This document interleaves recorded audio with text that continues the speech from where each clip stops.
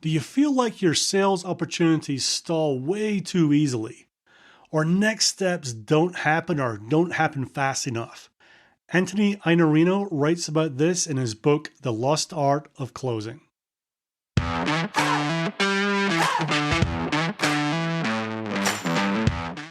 Welcome to the Bite Size Sales Podcast, where we believe that sales is the most important team in a B2B company, that the sales team deserves great sales skills training but usually doesn't get it, and that taking bite-sized steps each day to get better at your craft is the best way to improve results.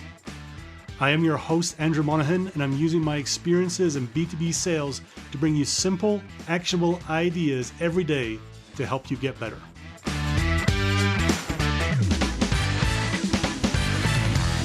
Welcome to episode 27, and I'm recording this in the middle of November 2019.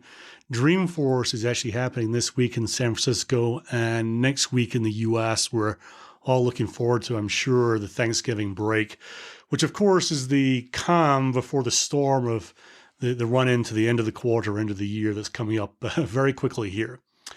The tip for this week's episode comes from Anthony Iannarino. And he's one of the authors, sales experts I admire most. Many times in the past, when I've been thinking about a topic or an issue or thought about something in my mind, and then find that how Anthony describes things and how he thinks about it is actually really aligned to my own way, he just articulates it so much better than I do and clearly, and it's clear that he does this again and again. He also has an interesting habit of having provocative titles for his books. One of the ones he wrote was a book titled The Only Sales Guide You'll Ever Need, which he then followed up with two more sales books since then, which kind of calls into question the title, right? The good thing is, as a Brit, I'm glad that he can poke fun at himself about this a little bit and take it on the chin and use it actually as a great way to promote himself. And one of the books that followed up the Only Sales Guide You'll Ever Need is a book called The Lost Art of Closing. Again, the title is a little bit controversial because if you're like me, you immediately think, oh my goodness, is this a book about the 25 ways to close a deal? Is it going to be the Ben Franklin close and this close and give them a time close, whatever it might be, right? And it's really not. It's in fact not what you think at all.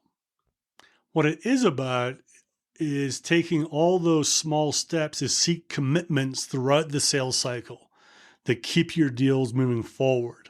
And it's not just the close to ask for the order, it's the close to ask for these commitments along the way, to apply resources, to assign time, to assign money, things like that along the way. And it is one of these books that the title is controversial, but the content is awesome. So let me just read a little bit from this to tee this up. You might be surprised to learn that I subscribe to the always be closing approach, just not in pursuit of the commitment to buy, which is what most people were trained to get. Instead, I work toward gaining a series of commitments that advance the sale towards a decision. In 1988, Neil Rackham wrote one of the legendary books on sales titled Spin Selling. It stands as one of the best-selling hardcover books that McGraw-Hill has ever published. Neil Rackham's research didn't suggest never be closing. In fact, his research showed quite the opposite to be true. It recommended always be closing, but not for the commitment to buy, which is what most people were trained to get. Once I read Rackham's work, I applied the idea of gaining a commitment at the end of each interaction, and my sales results immediately improved.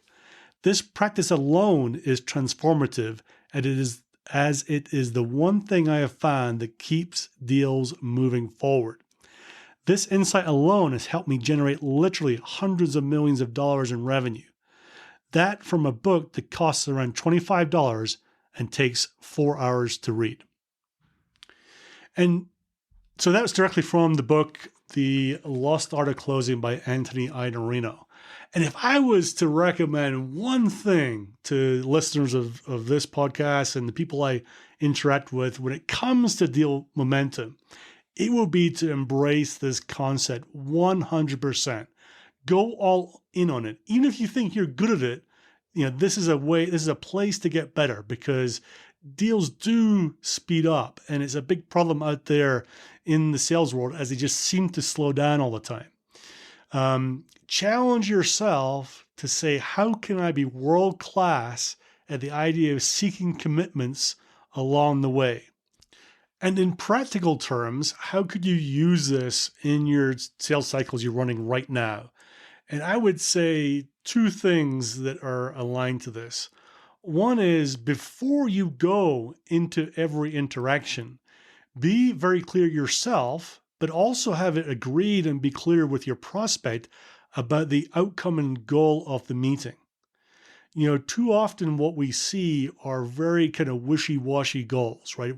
We want to give a demo. We want to get someone's buy-in, right? Things like that. The question to ask yourself is, yes, that's what you might do during the meeting, but so what, right? So if you could have a conversation with your prospect before the meeting and say, something like, look, we've got 5 people from your side coming. We've got 3 people from our side coming. We want to do this in the meeting. And I think the right thing is, at the end of the meeting, if you like what you see or like what you hear, you'll then be able to, and it might be assign the resources to do the POC or the POV.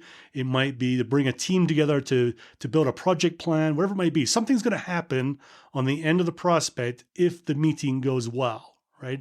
And ideally, you've got that pre-agreed up front, and that's the reason why you're doing the meeting. So the end of it, if it does go well, you can literally ask, okay, I think it's gone well. Do we all agree? Okay, what we had agreed was that we would now move to this next step. Let's move there. Right? It's a very natural thing to do at that point. So that's the first thing that I would do. The second thing is, make sure at the end of the meeting that you actually ask for that next step.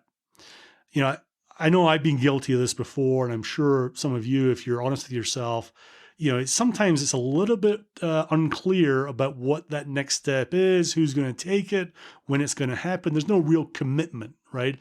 There's nothing in the schedule. There's nothing in the calendar that says this is when it's going to happen. It's like, well, that was good. You've given us something to think about, and there's no follow through from the side of the prospect. So that's the 2 recommendations I would have for you to make this idea be very practical for you to use. Don't be weak on the goal. Right? Be very clear on the goal up front, have it pre-agreed, and make sure at the end of the meeting that you confirm that it's been met, and you ask for and take that next step, or help them take that next step with you.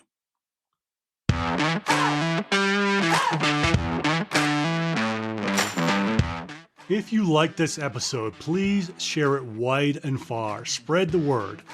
I get energy from seeing people download and use this content, so please just take 20 seconds to share it with anyone you think would like it too.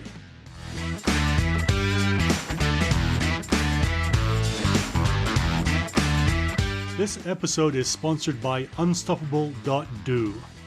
Most sales teams are not trained effectively in the skills and mindset they deserve, and these are the most important people in the company. It's no wonder that only about 50% of reps make quota every year.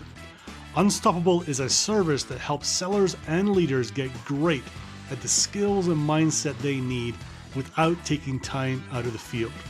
It exists because if the sales team has the right skills and mindset, they thrive. They are confident and they perform much better. Find out more and even get a free sales book at bitesizesales.com.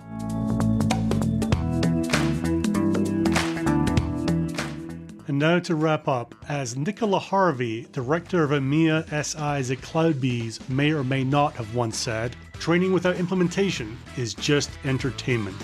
And pretty poor entertainment when Monahan does it. So make sure you take action on what you learn and keep getting better every day. This world does not need more sales BS, so don't create any more. Be great at the fundamentals, be honest, be real, be yourself, just do not BS. And finally, I'm signing off as the great Joe Sexton would by saying, gone to sell.